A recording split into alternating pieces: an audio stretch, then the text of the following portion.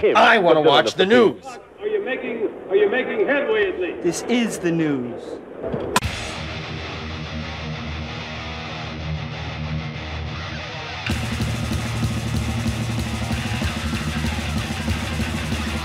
Schmack-a-macabre! It is time for the only news that matters! And Slayer's guitarist, Kerry King, reflected on the classic Big Four of thrash metal bands, explaining how they changed over the years and how each of them went their way. The thrash metal scene back in the early 1980s marked a new era of metal music. While the term wasn't fully in use back then, it was clear that certain American bands started writing faster and angrier music. The conventional song structure was almost entirely disregarded, and bands like Metallica, Slayer, Megadeth, and Anthrax paved their own paths. As interesting was the San Francisco Bay Area scene, famously known as the Bay Area thrash metal. While speaking to Nicky Black in a recent interview, Kerry King said, despite focusing on their music careers and being a metal band, Slayer never really considered moving to the Bay Area. Asked whether they thought about relocating, which is what Metallica did, Kerry said, never did. Not for any reason. I like the Bay Area. It just wasn't for me. Nonetheless, Kerry still feels that the early versions of these thrash metal bands weren't all that different. It was only later that everyone decided to do their own thing. Asked whether he feels that Slayer was special in those days, he said, no, because Metallica was more of a thrash band back then. Everybody was really. Megadeth was thrashier. And obviously Metallica went on to a much more poppier trail than we did. You know, they came back around. As far as the coming back around part, Kerry King admits that he loves Metallica's newer records, singling out a song from 2016's Hardwired to Self-Destruct.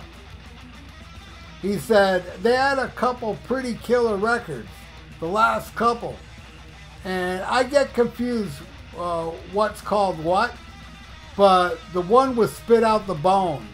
I love Spit Out the Bone. Fucking killer song.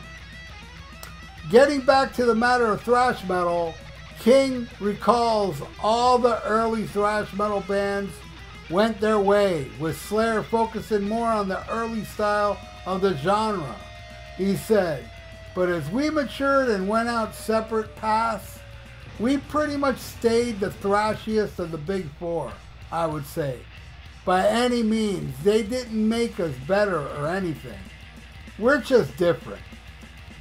Yeah, you know, as far as the Big Four goes, and I'm talking about the Big Four in the 80s, I feel like Metallica did the most epic albums.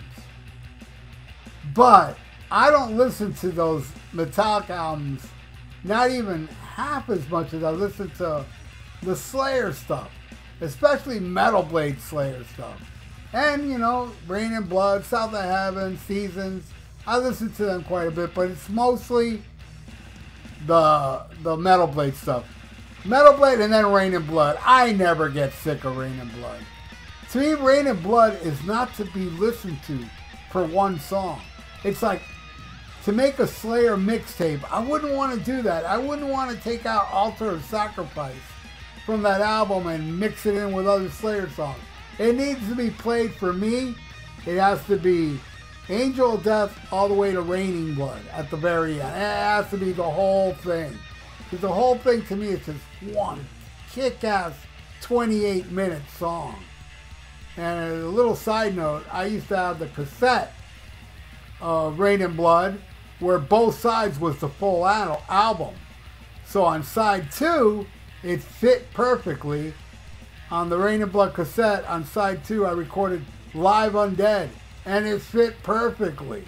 So yeah, you know, I would play that album and listen to Live Undead, some Metal Blade Slayer stuff, my favorite, So yeah, I mean, Jesus, man, it's like, it's hard for me to say that Metallica or Slayer was the better one of the big four. Man, they're kind of tied, those two.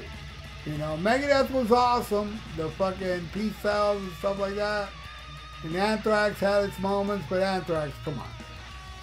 I personally could think of 100 other thrash bands I'd have in the big four. But, you know, Fistful of Metal rules. I love Spreading the Disease and Sound of White Noise. I can care less about anything else when it comes to Anthrax. So, but when Slayer talks about Spit Out the Bone. Now, Spit Out the Bone came on my iPod Shuffle a couple days ago. And I'm listening to this. This song is so good. It's so good. And I'm listening to that middle section where Robert Trujillo's doing that bass stuff. And it sounds like it could have been Cliff Burton, man. It's got that Cliff Burton vibe. I mean, Spit Out the Bone was on the next album where Cliff didn't die.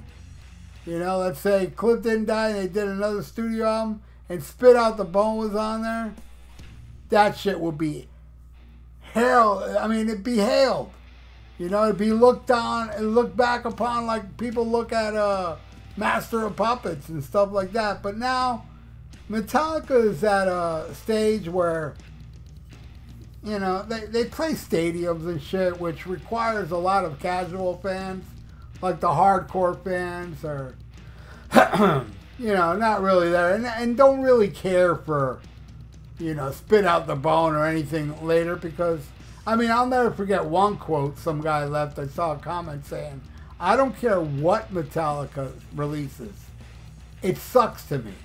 They can never, ever, ever release a good song again, no matter what, you know?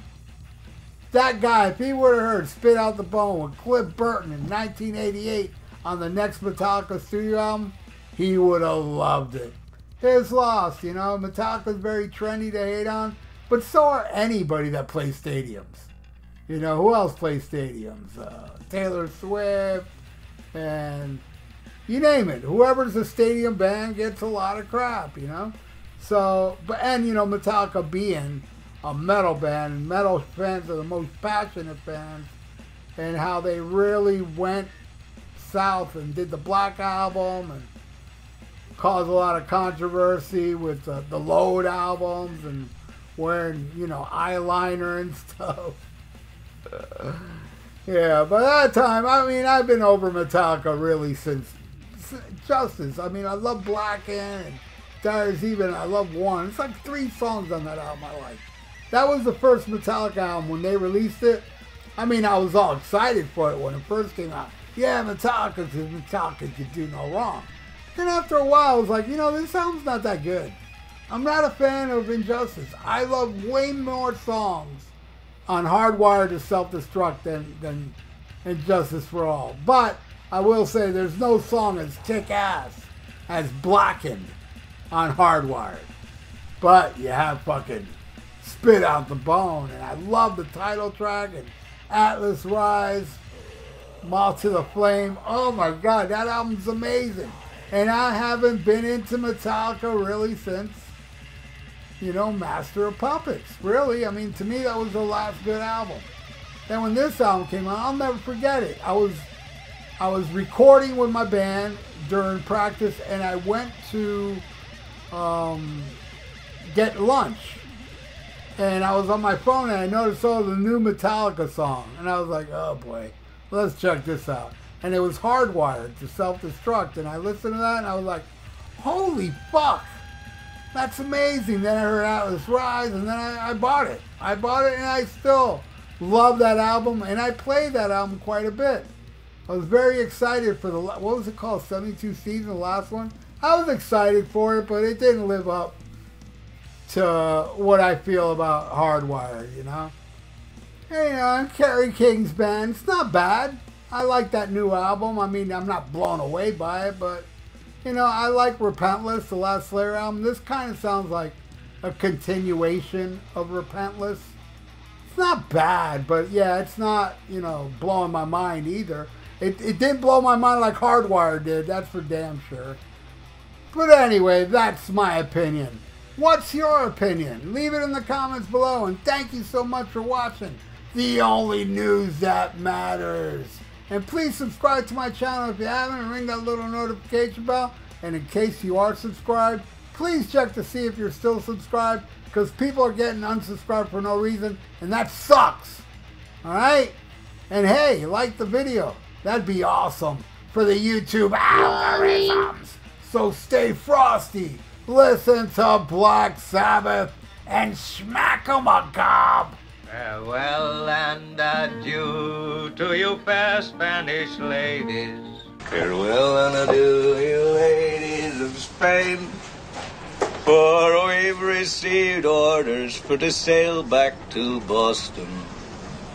And so never more shall we see you again.